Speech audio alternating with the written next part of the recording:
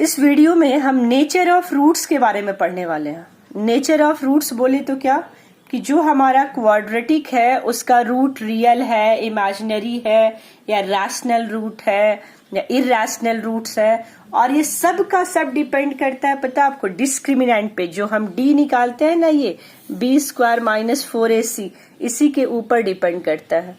तो let ax square plus b x plus c equal to 0।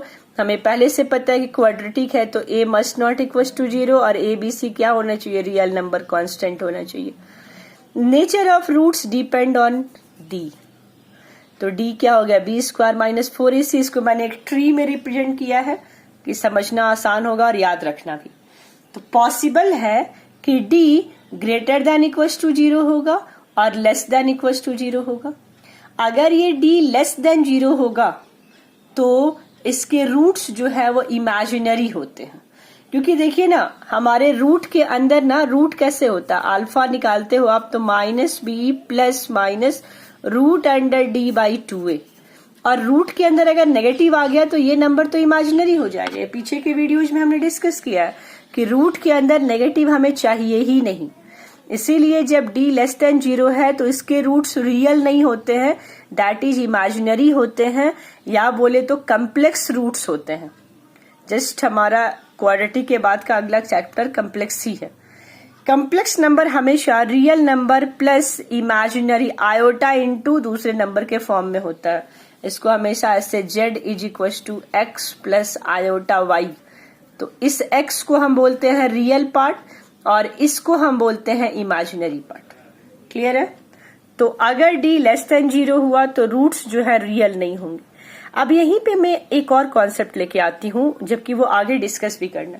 आपने class 10 में पढ़ा होगा कि रूट्स का मतलब है कि जिस समय आप जो रूट्स होगा उस जगह पे y 0 हो जाएगा।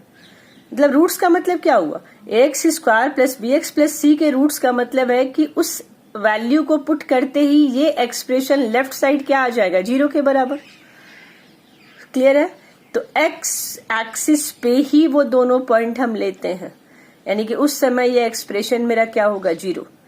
तो अगर d लेस देन 0 है इसका मतलब रूट्स नहीं है। इसका मतलब जिस समय हम ग्राफ बनाएंगे ना ऐसे क्वाड्रेटिक एक्सप्रेशन का जहां d लेस देन 0 हो, वो ग्राफ कभी भी एक्स एक्सिस को कट ही नहीं करेगा। क्योंकि अगर उसने एक्स एक्सिस को कट किया मीन्स जहां पे कट करेगा वो उसका रूट्स होगा। आपको याद है ना, आपने क्लास 9-10 में पढ़ा था कि अगर ग्राफ बना रहे हैं और जहां जहां वो एक्स एक्सिस को कट कर रहा है उतने नंबर ऑफ हम उसके रूट्स या जीरोज काउंट करते थे। तो चलिए ये तो फिर से आएगा, अभी जस्ट मैंने ऐसे ही इंट्रोडक्शन दे दिया है कि जब दोबारा पढ़ेंगे तो आपको याद आएगा और क्लैरिटी आएगी। अभी अगर ये बातें ना भी समझ आई तो कोई दिक्कत नहीं है, बस ये याद रखना है कि d लेस देन 0 है तो रूट्स जो है इमेजिनरी होंगे, कम्प्लेक्स होंगे। अब एक और बात, अगर a b c रियल है तो हमेशा ये रूट्स जो है ना ये कंजुगेट पेयर में होते हैं। कंजुगेट पेयर का मतलब क्या है कि जैसे अगर एक रूट 2 प्लस आयोटा 3 हुआ तो डेफिनेटली दूसरा रूट 2 माइनस आयोटा 3 होगा। मतलब एक रूट अगर आपको पता है तो आप दूसरा रूट अपने से पता लगा सकते हैं। तो ये ब्रांच हमारा फिनिश हुआ। अब हम चलते हैं इसकी तरफ। जब d greater than equals to 0 हो तो यहाँ पे रूट्स रियल होते हैं। यहां से भी मैंने दो अलग अलग केस ले लिया।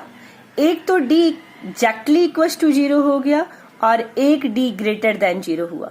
जिस समय एग्जैक्टली इक्वल्स टू 0 होता है उस समय रियल होते हुए भी रूट्स जो है वो इक्वल होते हैं और तब एक सिंगल सॉल्यूशन होता है, अल्फा इक्वल्स टू बीटा, और ये माइनस बी बाई 2a के बराबर होता है हमेशा। कहाँ से आता है, देखिए ना, ये फॉर्मूला है ना, alpha equals to minus b by 2a। अगर d 0 हो गया तो हमारा अल्फा क्या हो जाएगा, माइनस बी बाई 2a, और बीटा भी क्या हो जाएगा, माइनस बी बाई 2a। यानी कि d जब 0 होता है तो रूट्स इक्वल होते हैं। खत्म। d जब ग्रेटर देन 0 होता है तो यहाँ पे रूट्स रियल भी होते हैं और अनइक्वल भी होते हैं, या डिफरेंट रूट्स होते हैं दो। तो यहां से भी हमने दो केस लिया। दो केस क्या क्या है, एक पॉसिबल है कि जो d है वो परफेक्ट स्क्वायर है। अगर d परफेक्ट स्क्वायर है तो रूट से वो बाहर निकल जाएगा। और इफ ए बी सी जो है वो क्यू बिलोंग्स टू, क्यू का मतलब है रैशनल नंबर, क्यू जो है ये है रैशनल नंबर। तो अगर ए बी सी रैशनल है, इरैशनल नहीं है, लाइक √2 √3 नहीं है, रैशनल है, तो उस केस में रूट्स भी डेफिनेटली रैशनल होंगे। कब? जब d greater than equals to 0 भी होगा और d परफेक्ट स्क्वायर भी होगा। डन? ओके। दूसरी बात है जब d is not a perfect square. Perfect square का मतलब आप समझ रहे हैं, जैसे 64, 36, 49 ये सब नंबर परफेक्ट स्क्वायर होता है। When d is not a perfect square and if a b c belongs to rational, तो रूट्स इरेशनल तो होते हैं बट वो रूट्स हमेशा अगेन पेयर में होते हैं। अगर एक root m plus root n के फॉर्म में आ रहा है तो दूसरा root definitely m minus root n के फॉर्म में आएगा। जैसे अगर मान लीजिए एक रूट 2 प्लस रूट 3 है तो दूसरा डेफिनेटली 2 माइनस रूट 3 आएगा। तो ये हो गया नेचर ऑफ रूट्स की कहानी, जो कि एक ही पेज में मैंने ट्री डायग्राम में सारी बातें क्लियर कर दी है। जैसे यहां से क्वेश्चन आता है, मान लो आपको क्वेश्चन दिया हो कि रूट्स आर रैशनल, तो आप यहां डेफिनेटली समझ सकते हो कि रूट्स रैशनल है, इसका मतलब डी जो है वो क्या है, परफेक्ट स्क्वायर। ओके, यहां भी मैंने एक क्वेश्चन लिया है, if roots of x square minus 4 alpha x plus alpha plus 5, ये एक इक्वेशन है, are real and distinct, then you have to find alpha. मतलब ये अपना क्वाड्रेटिक एक्सप्रेशन है और बोल रहा है कि इसके अगर रूट्स निकालिएगा तो वो रियल भी होगा और डिस्टिंक्ट। और रियल और डिस्टिंक्ट का केस कब आया था, जब हमने D greater than, exactly greater then 0 लिया था। तो हम क्या करेंगे, डी ग्रेटर देन 0 लेंगे, तो डी क्या होता है, बी स्क्वायर माइनस 4ac। इस जगह पे बी का वैल्यू कितना है, -4 अल्फा, सी का वैल्यू कितना है, अल्फा प्लस 5, और ए का वैल्यू कितना है, 1। इसके अकॉर्डिंग कैलकुलेशन करेंगे तो हम इनइक्वालिटी ऑलरेडी पढ़ चुके हैं। इनइक्वालिटी के लिए हमारे पास देखिए ये एक्सप्रेशन पे गौर कीजिए, ये एक्सप्रेशन आया 4 alpha square minus alpha minus 5 greater than 0। तो इसको तो हम ऐसे सॉल्व नहीं कर सकते हैं, क्या करना पड़ेगा, फैक्टराइज करना पड़ेगा। इसको हमने फैक्टराइज किया तो मुझे क्या मिलेगा, अल्फा प्लस 1 और 4 अल्फा माइनस 5। कैसे आया देखिए ना, इसको मिडिल टर्म एक्सप्लिट कर लीजिएगा, माइनस अल्फा को आप -5 अल्फा प्लस 4 अल्फा लिख सकते हैं। ठीक है, तो ये ग्रेटर देन 0 हुआ। अब फिर वही तरीका, दोनों के जीरोज निकालिए, जीरोज इसका -1 आएगा और 4 अल्फा माइनस 5 का क्या आ जाएगा, 5/4 आ जाएगा। अब 5/4 बड़ा जीरोज है तो इसके राइट में पॉजिटिव, देन नेगेटिव, फिर पॉजिटिव। ये exactly greater than equal to नहीं है, इसीलिए 5/4 और 1 पे क्या हो जाएगा, ओपन ब्रैकेट। तो जो हमारा सॉल्यूशन होगा वो 5/4 से बड़ा और -1 से क्या हो जाएगा, छोटा। मीन्स अल्फा के इनमें से किसी भी वैल्यू के लिए इस दिए हुए क्वाड्रेटिक इक्वेशन का रूट्स ऑलवेज रियल भी होगा और डिस्टिंक्ट भी होगा। I guess clear.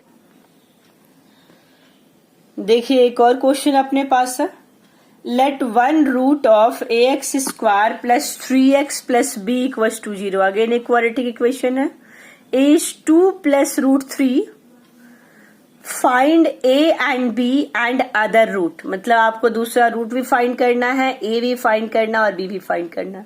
तो सबसे पहले बात आपको ध्यान देना होगा इस पॉइंट पे, क्वेश्चन बोल रहा है कि a b belongs to q, q बोले तो रैशनल नंबर।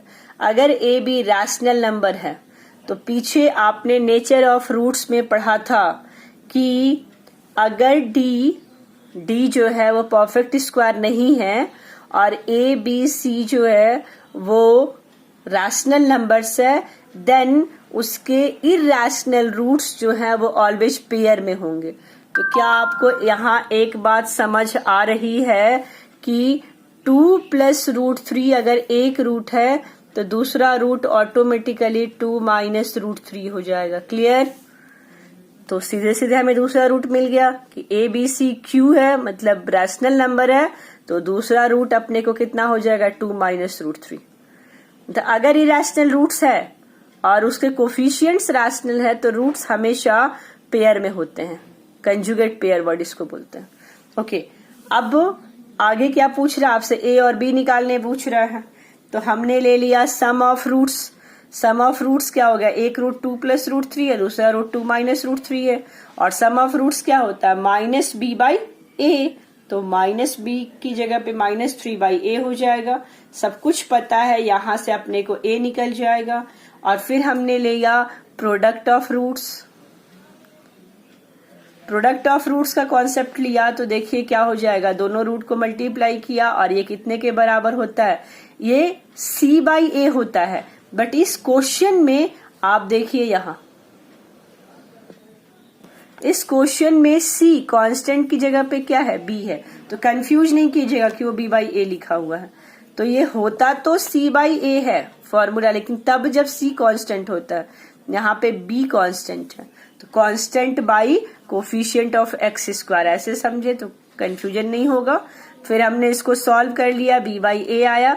a हम ऊपर निकाल चुके हैं पहले से ही, a निकला हुआ -3/4। हमने वैल्यू पुट कर लिया। पुट करने के बाद अपने को b का वैल्यू कितना आ गया, 15/4।